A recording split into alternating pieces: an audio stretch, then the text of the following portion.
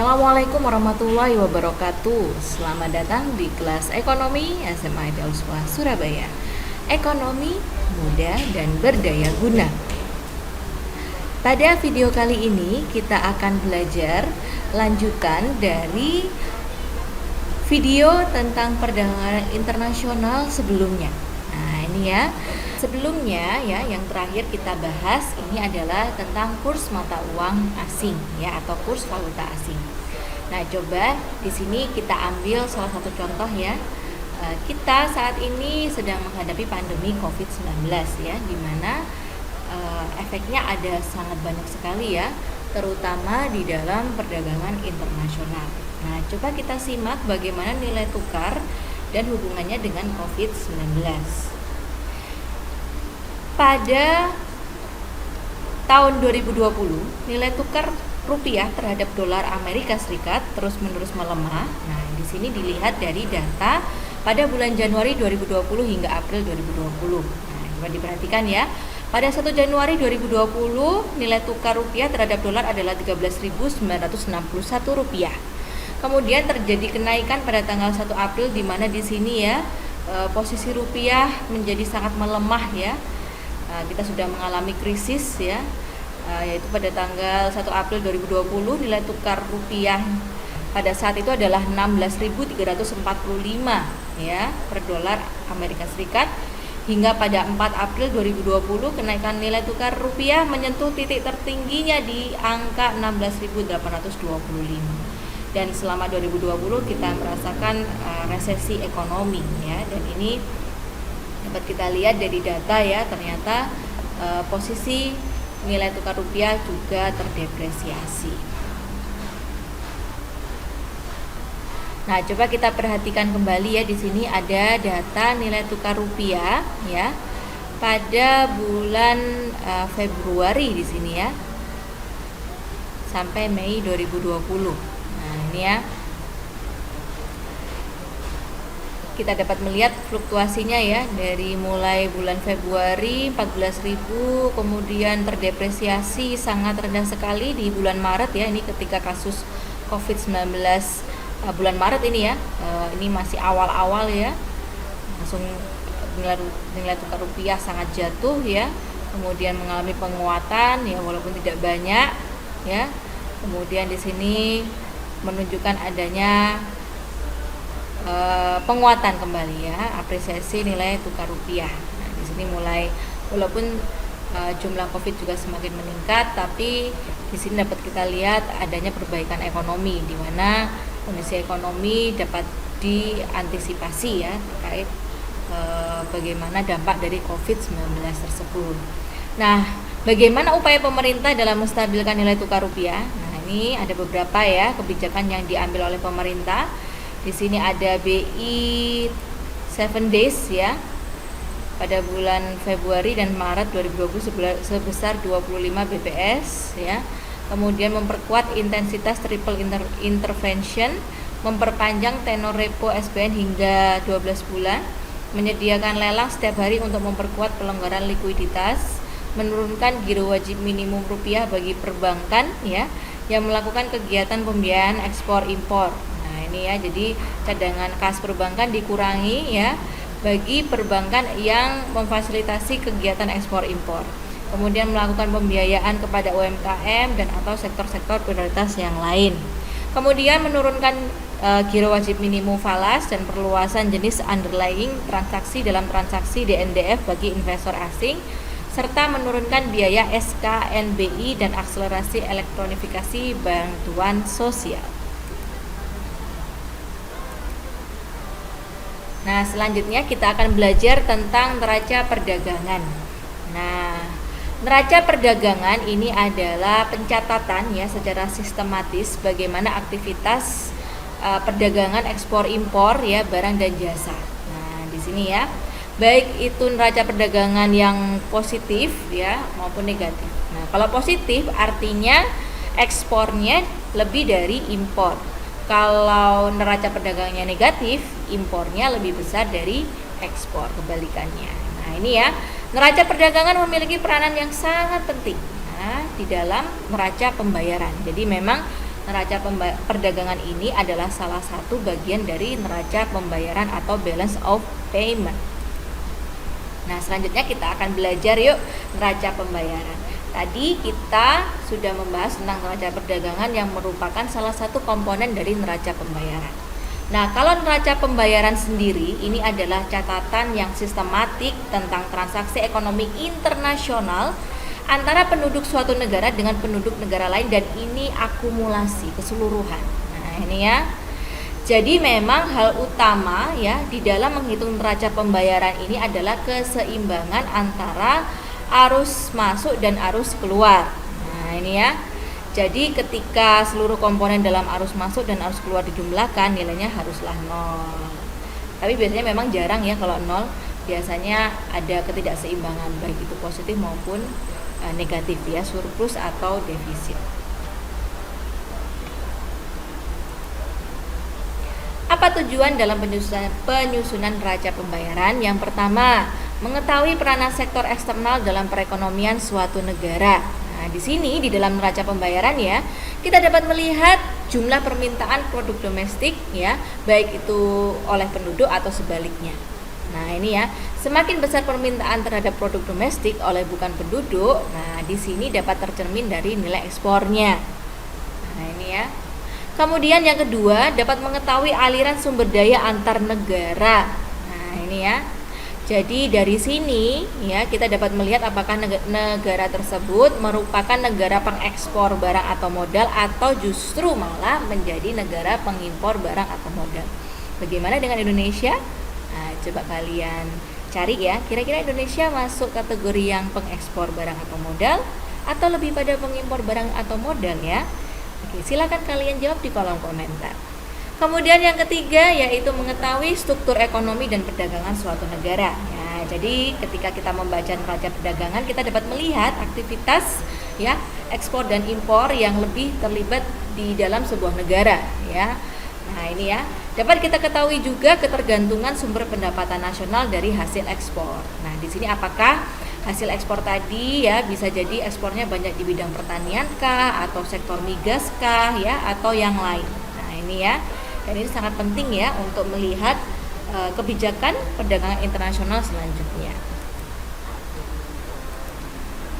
Kemudian yang keempat, dengan melihat neraca pembayaran kita juga dapat mengetahui permasalahan dari utang luar negeri. Nah, ini penting banget ya, karena kalau semakin besar utang luar negeri artinya beban negara untuk membayar bunga ya, membayar cicilannya juga pastinya juga harus diwaspadai ya, apakah ini sudah melebihi standar atau tidak ya, sehingga negara juga dapat mengetahui bagaimana ya kekuatan untuk memenuhi kewajibannya terhadap negara lain.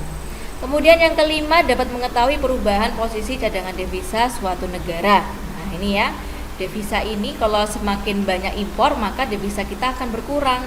Sebaliknya kalau kita banyak ekspor ya, maka devisa ini juga akan semakin bertambah. Nah, ini hati-hati ya, kalau banyak impor berarti artinya bisa jadi devisa kita akan semakin defisit ya, atau sebaliknya. Kemudian yang keenam, dipergunakan sebagai sumber data dan informasi dalam penyusunan anggaran devisa atau foreign exchange budget ya. Nah, ini ya, dengan memperhatikan surplus dan defisit neraca pembayaran pada tahun tertentu. Sehingga dapat diprediksi nih dari data. Nah, ini pentingnya data ini ya. Dapat diprediksi kira-kira tahun depan kebutuhan devisa kita tuh berapa sih gitu ya. Karena apa? Karena kebutuhan devisa ini sangat terkait dengan jumlah ya devisa yang ada di negara kita khususnya ya. Dimana nanti ini sangat berpengaruh terhadap apresiasi atau depresiasi nilai tukar rupiah terhadap mata uang asing lainnya. Nah, yang ketujuh adalah dipergunakan sebagai sumber data ya penyusunan statistik pendapatan nasional atau national account. Nah, ini ya. Karena apa? Karena di dalam neraca pembayaran ini ada neraca perdagangan ya. Masih ingatkah di bab pendapatan nasional? Nah, ya, ekspor dan impor ini bagian dari penyusun pendapatan nasional dan ini tercatat di dalam neraca pembayaran. Nah, apa saja sih transaksi ekonomi internasional ya di dalam pos-pos dasar suatu negara ya, dan ini juga ada di dalam neraca pembayaran nantinya ya. Yang pertama ada transaksi perdagangan atau trade account ya, transaksi ekspor impor contohnya dan layanan ya. Kemudian ada transaksi pendapatan modal seperti bunga dan dividen.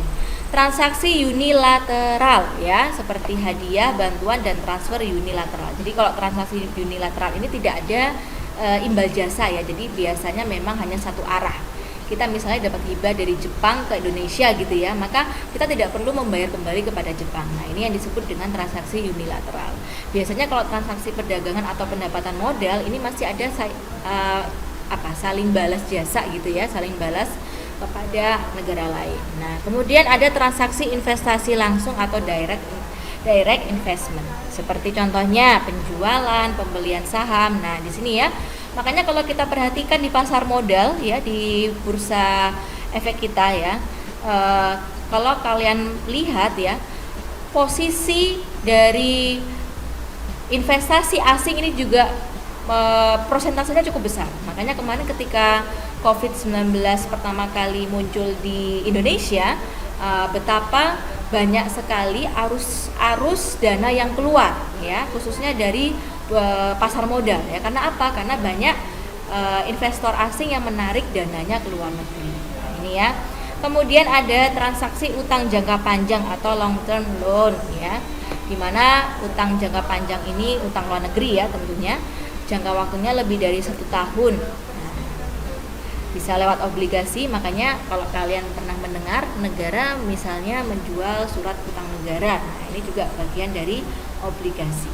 Kemudian ada transaksi utang piutang jangka pendek atau short term capital. Ya, ini ya, di mana jatuh temponya tidak lebih dari 1 tahun. Contohnya adalah transaksi penarikan dan wesel. Wesel ini biasanya terkait di dalam perdagangan internasional. Seperti yang sudah kita bahas sebelumnya ya, wesel ini adalah salah satu alat pembayaran di dalam perdagangan internasional. Kemudian nomor 7 ada transaksi lalu lintas moneter, yaitu monetary accommodating. Nah, ini ya. Ada transaksi perdagangan, pendapatan modal, transaksi sepihak, investment account, dan lain sebagainya. Nah, ini ya, dimana memang yang dinamakan transaksi lalu lintas moneter ini ya terkait yang semua ini gitu ya. Oke.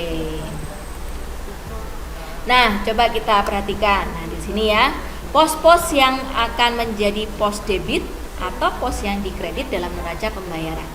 Jadi kalau kalian perhatikan di sini ya, transaksi debit ini adalah transaksi arus ya yang keluar dari dalam ke luar negeri. Makanya di sini ada impor. Nah ya, kalau kita beli barang dari luar negeri kan kita bayar keluar ya, otomatis arus dananya, arus pembayarannya akan keluar. Nah, makanya ini dinamakan transaksi debit.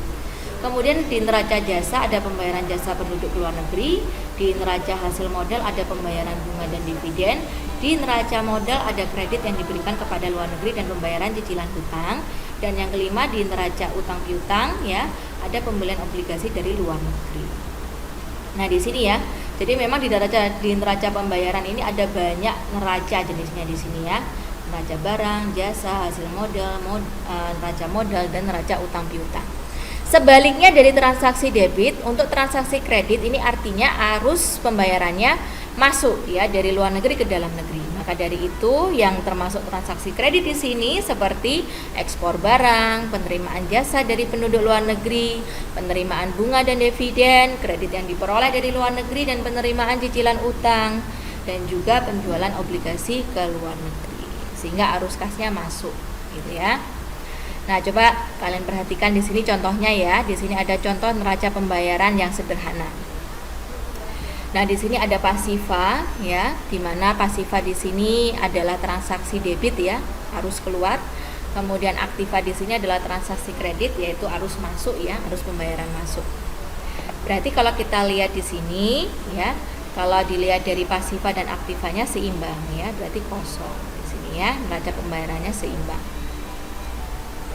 Kalau kita melihat di sini ya, neraca perdagangannya kira-kira di sini surplus atau defisit ya. Nah, coba dilihat. Impornya 800, ekspornya 850. Berarti kalau saldonya plus artinya neraca perdagangannya positif atau surplus. Nah, ini coba kita dapat melihat ya di sini di saldonya Kalau plus berarti surplus, kalau minus berarti defisit. Nah, di neraca jasanya defisit ya.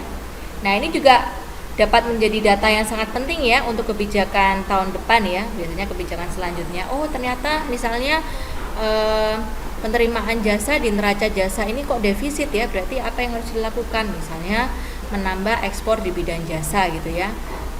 Misalnya lebih banyak BUMN yang menjual jasanya ke luar negeri gitu ya. Terus ini misalnya bunga, nah ini bunga yang dibayar ternyata lebih besar nih daripada bunga yang diterima, berarti kedepannya harus ada pengelolaan utang yang lebih baik. Nah ini ya, dan lain sebagainya. Nah coba itu tadi yang sederhana. Nah di sini ada contoh realnya. Nah di sini ya, neraca pembayaran Indonesia dari tahun 2016 hingga 2018 kuartal kedua ya. Nah coba diperhatikan di sini ekspor dan impornya. Kira-kira dalam kurun waktu 3 tahun ini lebih banyak ekspor atau impor ya? Dapat kita lihat di sini. Transaksi berjalannya minus ya. Berarti artinya impor lebih besar daripada ekspornya. Ya, ini ya. Kemudian ada jasa-jasa di sini minus juga ya. Kemudian ada transaksi modal dan finansial, ada yang positif, ada yang minus ya, ada yang defisit. Kemudian neraca keseluruhan. Nah, di sini untuk transaksi berjalannya dibandingkan dengan PDB-nya ternyata kita masih minus. Nah, ini ya, ini yang harus kita perbaiki. Ini data terakhir 2018 ya. Kita belum lihat data tahun 2020 ya. Nah, di sini untuk tahun 2020 nah ya, tahun 2014 sampai 2020 di sini coba kita perhatikan ya, fluktuatif ya. Tapi kalau dilihat dari bagannya ini masih minus semua ya. Berarti apa? Impor kita lebih besar ya daripada ekspor ya secara keseluruhan. Nah, fluktuasi ini dapat kita lihat di sini. Nah, ini ya. Defisit ya. Nah, ini PR buat kita semua ya, bagaimana meningkatkan ekspor negara kita. Nah, selanjutnya kita akan coba belajar bagaimana menghitung kurs ya.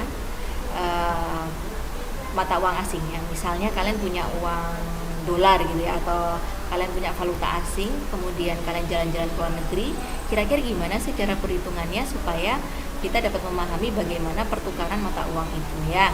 Nah, di sini ada contoh nih ya, Pak Malik memiliki uang sebesar 90 juta rupiah. Nah, ceritanya Pak Malik ini berangkat ke Arab Saudi. Otomatis kalau ke Arab Saudi rupiahnya kan nggak berlaku tuh. Rupiahnya ditukarkan sama Pak Malik ke real. Nah, kurs belinya Rp4.000 per real, kurs jualnya 4.500. Nah, karena Pak Malik ini bukan pihak perbankan ya, maka dari itu Pak Malik akan menukarkan uang rupiahnya ke pihak money changer atau bank. Nah, kalau di money changer atau pihak bank, yang akan digunakan kursnya adalah kurs dari kurs jual ya. Jadi di sini yang digunakan adalah kurs jualnya. Ini untuk di banknya ya, di bank atau money changernya ya. Nah, kalau untuk kurs beli juga sama ya. Jadi sebenarnya untuk kurs ini adalah pandangannya ya, atau sudut pandangnya dari money changernya ya. Otomatis ya, untuk bisa menghitung berapa real yang didapatkan oleh Pak Malik ya, caranya adalah 90 juta tadi uangnya Pak Malik ya, itu dibagi dengan kurs jualnya. Nah itu ya, karena Pak Malik kan punya uang di sini Pak Malik ingin beli real, di mana yang menjual money changernya, maka dipakai kurs jualnya 4.500. Sini ya. Sehingga real yang didapatkan oleh Pak Malik adalah 20.000 real. Ternyata selama perjalanan ke Arab Saudi, Pak Malik ini menggunakan 1.500 real ya, real Arab Saudi. Nah, setelah itu Pak Malik balik lagi ke Indonesia. Nah, coba kita perhatikan di sini. Berarti sisa uangnya Pak Malik adalah berapa real? 18.500. Sampai ke Indonesia realnya bisa dipakai nggak? Nggak bisa, karena harus kita kalau di Indonesia menggunakan rupiah kembali. Otomatis Pak Malik di sini akan menukarkan uang realnya ke rupiah. Ya. Nah, ternyata kurs beli dan kurs jualnya sudah berbeda tuh ya. Coba diperhatikan. Ketika berangkat ke Arab Saudi kurs belinya 4.000 ya. Ternyata ketika pulang kurs belinya lebih murah ya. Kurs jualnya juga lebih turun lagi. Nah, ini ya.